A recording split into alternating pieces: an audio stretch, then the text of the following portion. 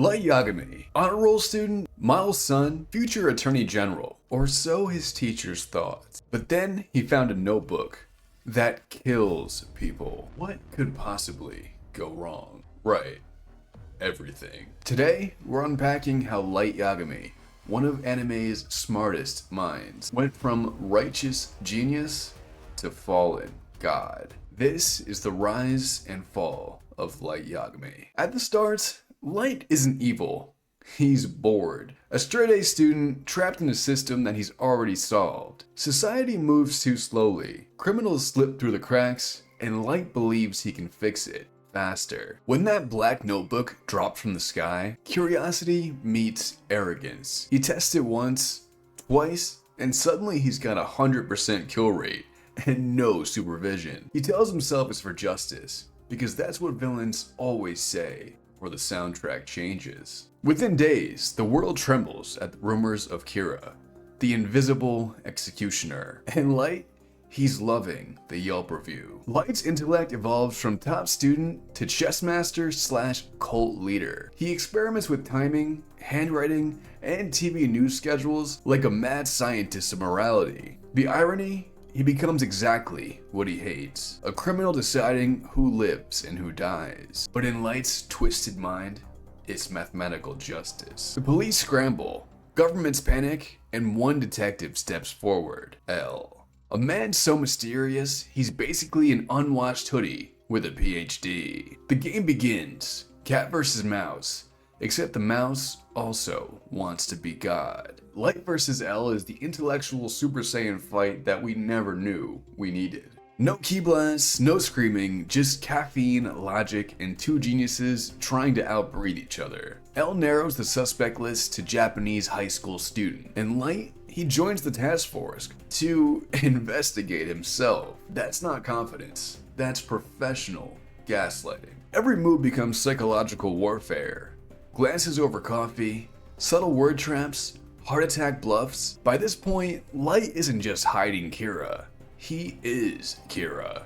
Morally, mentally, and spiritually. He starts believing the world needs Kira, not Light Yagami. Congratulations, kid. You just unlocked the final boss version of yourself. Then comes hubris, Greek tragedy level. Light manipulates allies, family, and the ever-devoted Misa Amane, whose entire personality is basically simp with a second notebook. He kills anyone suspicious, even if they're seconds from helping him. Remember when he promised he'd never kill good people? That took a big turn. The more perfect his world becomes, the less human he becomes in return. Justice turns into ego, logic turns into paranoia, and Kira's utopia is starting to look like a dictatorship with a bit better branding. By this stage, Light's morality isn't slipping, it's evaporating. Watch how he talks to people.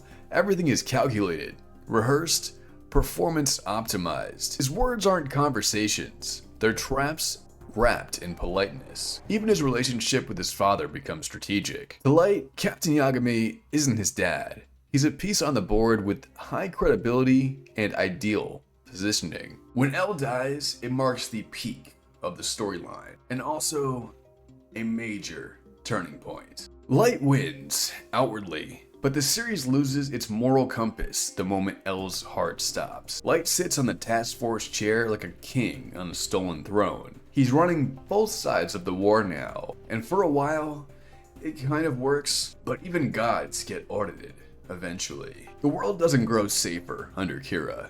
It grows quieter, scared, and sterile. Fear replaces order. Worship replaces reason. And that silence is the sound of Light's downfall, ticking ever closer.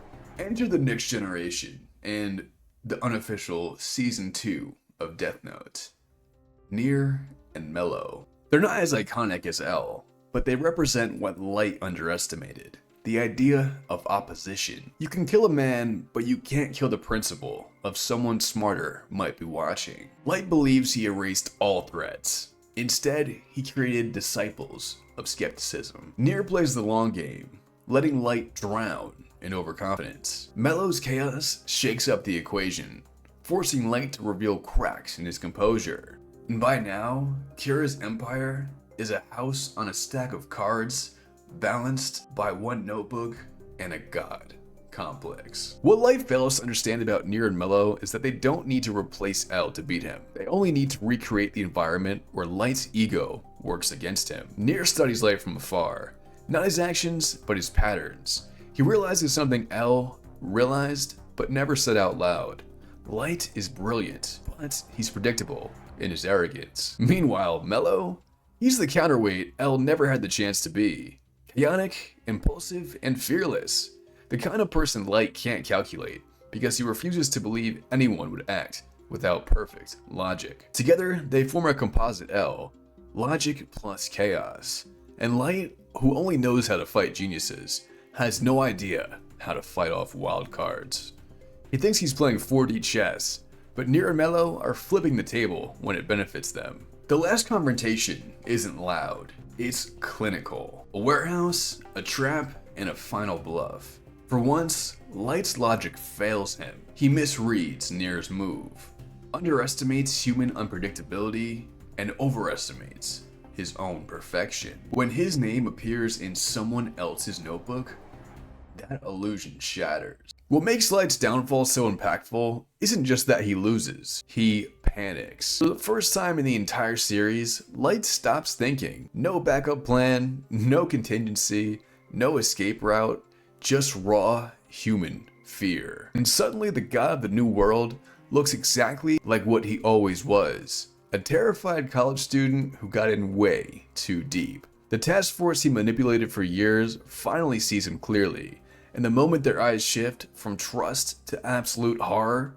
you can pinpoint the second Light realizes he never controlled a thing. He was just fast enough to outrun consequences, until that road gave out. And in a strange way, it's poetic justice. Light Yagami, the boy who wanted to be God, dies crying for help from the same humans he judged as unworthy. No grand speech, no divine exit, just a fallen genius staring into the light he thought he controlled. In the end, Death Note isn't about who was right, it's about how easily that right can become corrupted. Light started with logic and ended with delusion.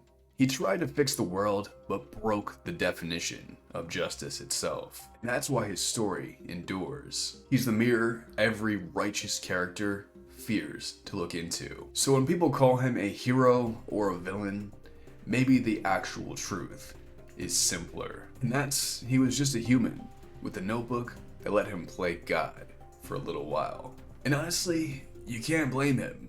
I mean, can I say that I would have wrote a name on that book? Probably not, knowing myself, but knowing humanity, I think if Ryuk dropped a notebook in the middle of the ground, half of us are going to write at least one name in there. Also, on a side note, I found it very interesting how Death Note has become such a gateway anime for many people. Now, I spoke in a previous video about how Dragon Ball was the actual gateway anime for folks, and I still do stand on that premise, but showing previous people in my life that show and seeing their reactions to it, people that have never watched anime before or thought of it as, you know, weird, or just people that don't watch anime, right? They enjoy Death Note, and it's such an interesting thing. I feel like this anime can speak to so many different types of people and crowds, and it's really a beautiful thing that I felt like I really needed to make this video and speak on it. Because after watching Death Note for the most recent time, I felt a sort of void in myself. In a way that, you know, I definitely didn't admire Light in any way, but seeing him die, it really did hit me, you know? And I just couldn't help feeling bad for the guy, even after all that he's done. Am I crazy? Did anyone else resonate with that sentiment in any way? But if you guys did enjoy watching this video, then make sure to leave a like, comment below on what you thought of the video, if you agree with that last sentiment I just made, and please help us hit that 4K subscribers, aka my actual goal of 5K subscribers. That'd be awesome. If this video does well, I have a second and possibly third video planned for the series of Death Note. So let's say like hit 102 likes and I'll do part 2. Thanks for watching, guys. Catch you next time. Peace.